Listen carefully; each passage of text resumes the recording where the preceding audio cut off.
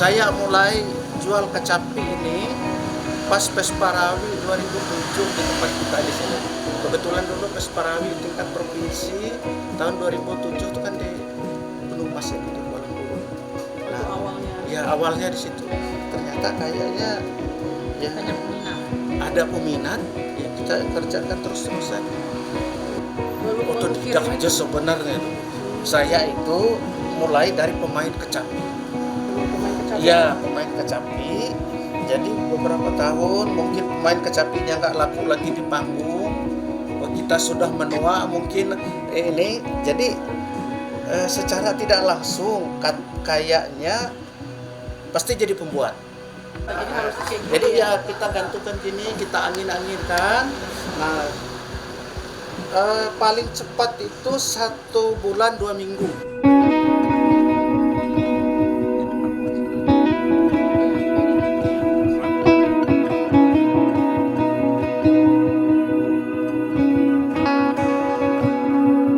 Awalnya kita memang senang lihat ini pusaka-pusaka, cuma nggak berani bikin waktu itu awalnya. Jadi pertama kali membuat mandau itu saya hanya mengerjakan pisau ambang namanya, mandau kerja. Jadi yang dipakai untuk keseharian kita bekerja. Jadi ukirannya tidak seberapa, cuma biasa, tidak ada pakai pakem-pakem tertentu. Nah, berjalan waktu kita senang dan mandau, kita belajar sama tetua-tetua kita yang ada, pengukir-pengukir tua, usia sudah. Jadi kita tanya-tanya apa ini artinya, ukirannya seperti apa, ini boleh enggak, apa ini tidak boleh. Jadi diajar sampai sebagai bulat menganyamnya. Jadi kita mulai masuk ke dunia mandau.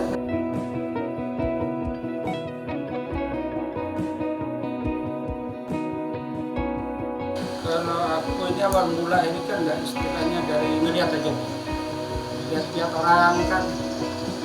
Terus aku dari dulu memang ada niat lah gitu. Jadi aku tuh belajar asalnya dari bikin parang, apa tuh yang untuk parang kerja gitu. Kalau orang bilang sini pisau ambang. Belajar dari pisau ambang sudah bisa, baik sampai jadi, setelah sampai bisa. Aku penasaran lagi melihat orang yang bisa ngukir di mandau. Makanya aku belajar itu dari YouTube. Lihat-lihat ukiran yang ada di YouTube itu gimana asalnya. Sekitar 1 tahun mulailah berkembang. Setahunan, 2 tahun diajak mereka berindang. Ada aku latihan di tempat Pak Gampang itu, enggak lupa aku namanya, yang di Palangkaraya itu. Nah, beliau itu yang ngajarin istilah dasarnya, gimana kita ambil cara gambarnya, gimana istilahnya yang turun tinggi, rendahnya itu naik turun, yang ukiran ini kan sama beliau. Kalau ukiran beliau kan besar-besar semua, yang bikin telawan apa, kalau kita kan kecil-kecil. Cuma kan dari situ dasar kita. Nah, dan kedua, aku ini kan kesabaran dengan telaten. Kalau nggak telaten atau sabar, nggak bakalan. Siapapun yang ada minat nggak bakalan itu. Ya kalau aku kan sudah ada dasar, sudah ada lah, bisa mengukir ini ada dasar. Cuma diperdalam lagi sama pelatihan ini lagi, itu sekitar semingguan. Ya, oleh aku memang dulu kerjanya di perindak juga. Dulu, sekarang kan pertanian itu.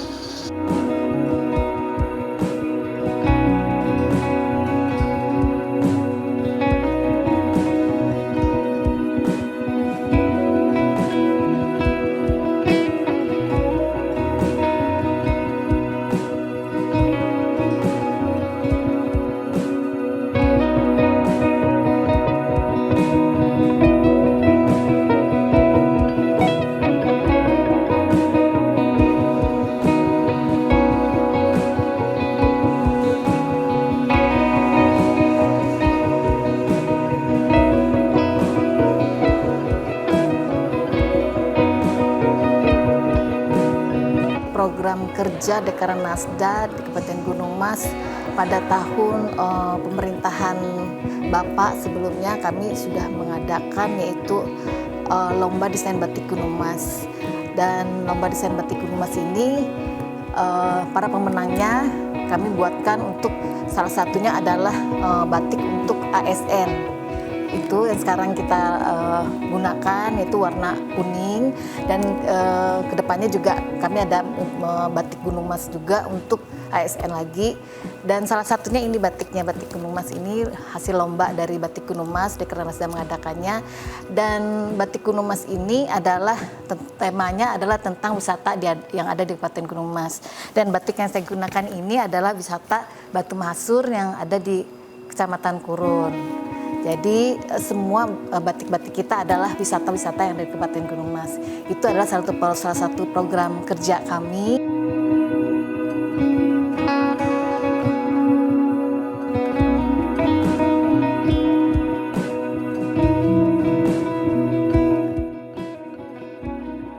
Ini adalah salah satu batik khas Gunung Mas ya, yang seperti saya pakai sekarang ini. Ini adalah juga hasil lomba saat itu, dan ini adalah motif, ini terbalik ya. Ini adalah motif Batu Mahasur. Ini Batu Mahasur ya, air terjun Batu Mahasur. Air terjun Batu Mahasur adalah salah satu wisata yang ada di Kabupaten Gunung Mas, salah satu wisata unggulan yang di Kabupaten Gunung Mas. Tepatnya di Kecamatan Kurun. Ini dekat sekali ya di Kecamatan Kurun. Ini adalah air terjunnya. Seperti ada ikan-ikan sebenarnya tidak ada ya. Bisa ya ke sana ya, ke wisata di Kabupaten Gunung Mas adalah salah satunya adalah wisata air terjun. Banyak ya motifnya. Motif-motif ini ada batu suli, kemudian juga urusan dukuh. Nah, ini adalah salah satunya adalah ini urusan dukuh. Urusan dukuh ini di Kecamatan Mirimanasa. Ini dan juga seperti ini juga, ini adalah Tambun Bungai. Jadi kita ketahui Kalimantan Tengah adalah bumi Tambun Bungai, dan Tambun Bungai ada di Kabupaten Gunung Mas, di Kecamatan Kurun ya, Ibu Yuna ya, Kecamatan Kurun. Tewa ini di Pejange ya. Ibu bisa dibuka Pejange ini. Nanti sama Bu Yuna sebelahnya dibentang dulu. Nah ini adalah Tambun dan Bungai.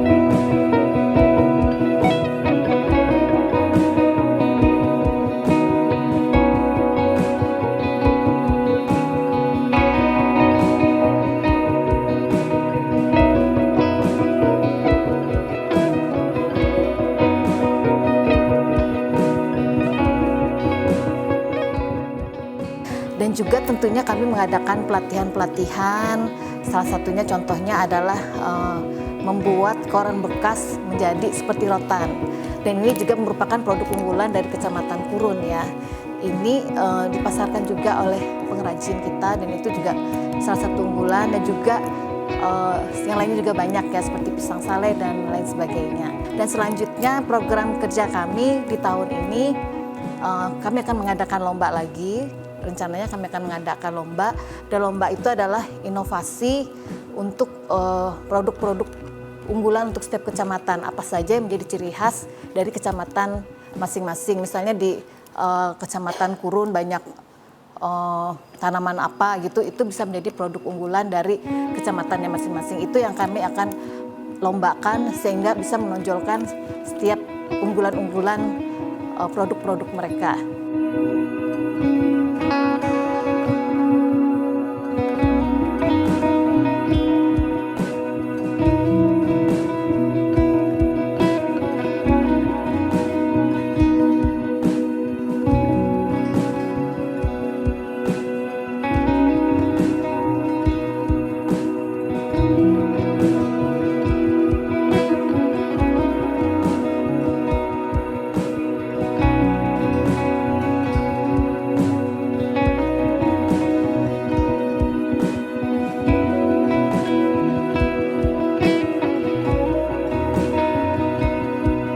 Harganya kalau yang look biasa saya tuh tembus 2.000. Ya, 2 juta. Kalau yang jumbo, yang besar ini dari 1.200.000 sampai 1.500.000. Oh, ini yang jumbo. Ini yang Kalau jumbo. tadi lux. Ya, yang ukiran timbul itu look. Jadi kalau ini ukiran yang nggak timbul, Jadi misalnya premium. ya yang premium. Benar kata Bu Kadis ya, yang itu premium yang look itu. Jadi dia beda. Untuk kisaran harga tergantung ukuran, tergantung kerumitan, tapi rata-rata ukuran harga ini kan dari 2,5 juta sampai 7,5 juta. Nah, begitu juga dengan mandau. Mandaunya tergantung ukuran, baik kerumitannya juga bahan. Kalau untuk harga 3 juta sampai 7,5 juta biasanya. Itu kalau yang 3 jutaan ini biasanya kayu bahannya, baik gagang. Hitungan kalau dari tanduk ini sudah paling rendah 5 jutaan. Kalimantan Barat, Kalimantan Timur, Jogja, yang belum itu ke arah timur, Papua dan Ambon, Maluku itu belum pernah. Kalau yang ke arah barat, dari Kalimantan Barat dia sampai Palembang pernah, sampai dengan Aceh. Kebetulan yang mesan itu ada juga orang kita yang di Aceh gitu. Sama dengan di Bogor itu ada juga kita orang dari Muara Tebe tinggal di Bogor, jadi dia pesan kecapi dari kita. Kalau keluar ini beberapa tahun ini jarang. Kalau dulu sering keluar. Ada beberapa unit itu ke Selandia Baru. Ada. Itu orang asing Orang asing gitu. pesan. Pesan dia dengan kita, kebetulan ada mungkin nyusul apakah dia ke tempat kita Gunung Mas, singgah di sini, minta pesan 1 bulan selesai.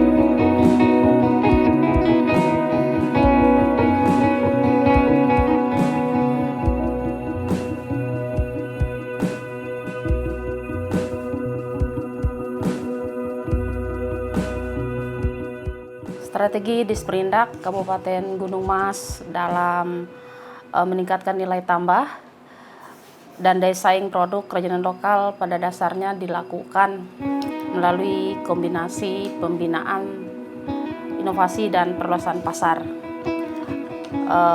Untuk lebih jelasnya bisa kami jelaskan ada beberapa hal yang perlu kami lakukan, yaitu pengembangan inovasi dan diferensi produk. Dalam hal ini di sini contohnya pengembangan motif khas daerah dan desain modern kerajinan tradisional. Contohnya ya seperti untuk pengolahan mandau kita lebih tekankan untuk desain-desain yang mengembangkan menampilkan ciri khas orang Dayak gitu. Untuk yang kedua yaitu peningkatan kualitas dan standarisasi produk. Strategi utama lainnya itu peningkatan kualitas produk, perbaikan desain, dan juga finishing dan kemasan. Ini dilakukan untuk agar produk tersebut memiliki nilai jual di pasaran yang lebih tinggi gitu. Yang ketiga yaitu penguatan SDM. Ini juga salah satu strategi yang kami lakukan supaya meningkatkan kapasitas pengrajin agar tidak tidak hanya produksinya tapi juga mampu mengolah usahanya secara mandiri. Langkah yang keempat yang kami lakukan itu fasilitasi pemasaran dan promosi. Biasanya kami lakukan di sini yaitu supaya memperluas akses pasar, kita ada mengikuti pameran-pameran seperti Kalteng Expo. Kalau yang tingkat provinsi itu, kalau nasional itu Trade Expo. Di samping itu juga kita juga menampilkan produk-produk unggulan daerah tersebut di kegiatan seperti dalam rangka perayaan hari ulang tahun Gumas. Kita juga mengajak UMKM yang terkait pengrajin maksud saya ikut berpartisipasi menampilkan hasil-hasil karya mereka. Yang kelima strateginya itu penguatan kelembagaan dan kolaborasi. Di sini kami melakukan kolaborasi dengan Dekranasda, UMKM lainnya dan juga instansi lainnya gitu. Dan untuk yang langkah yang keenam yaitu kami melakukan pemanfaatan teknologi digitalisasi. Dalam tren terbaru saya berikan mencakup penggunaan teknologi produksi, digitalisasi pemasaran, dan juga peningkatan efisiensi usaha. Hal ini bertujuan untuk memperluas pasar hingga nasional gitu, sekaligus meningkatkan nilai tambah produk. Jadi kesimpulannya, strategi Disperindak Gunung Mas untuk meningkatkan nilai tambah dan daya saing kerajinan lokal meliputi inovasi dan diferensi produk berbasis budaya lokal, peningkatan kualitas dan standarisasi, penguatan SDM dan kewirausahaan, perluasan pemasaran dan promosi, kolaborasi, kelembagaan serta pemanfaatan teknologi dan digitalisasi.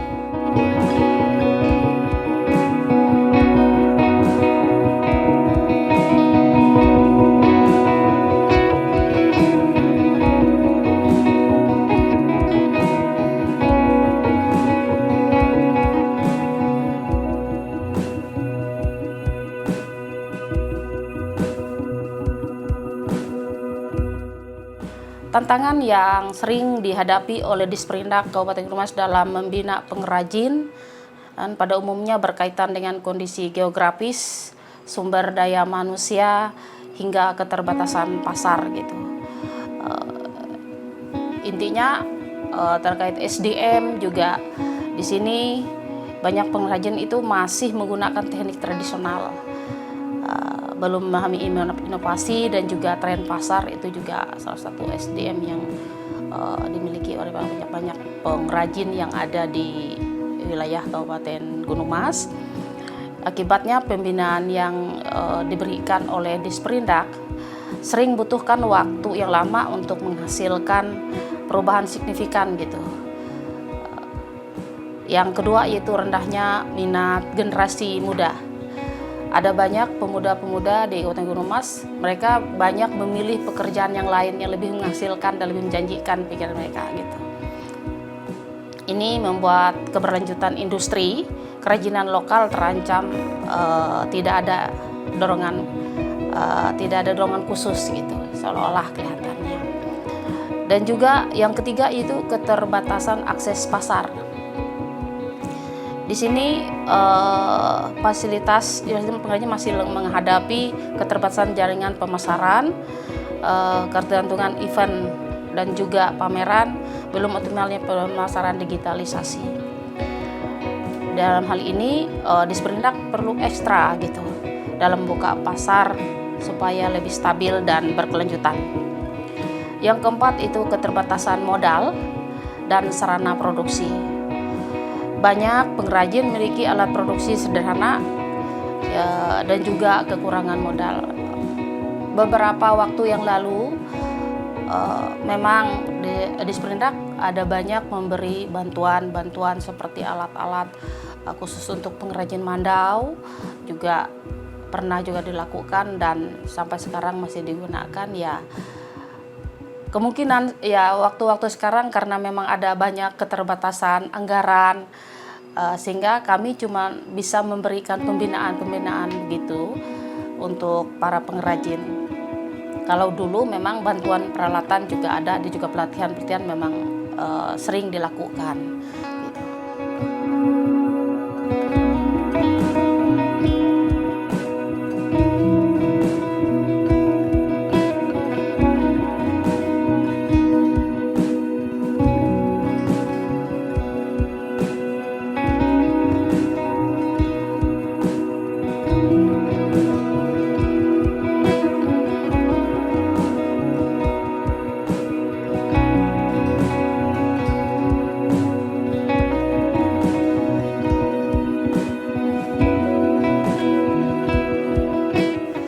Akses pemodalan kami dengan kami memberikan kemudahan kepada para pengrajin untuk kredit di bank di Kabupaten Gunung Mas, salah satunya seperti Bank Kalteng. Kami memberikan fasilitas kemudahan untuk mereka kredit dan juga kami memberikan modal kerja seperti mesin jahit untuk para pengrajin, yaitu kelompok kerja. Salah satunya adalah memberikan mesin jahit dan lain sebagainya ya selama ini.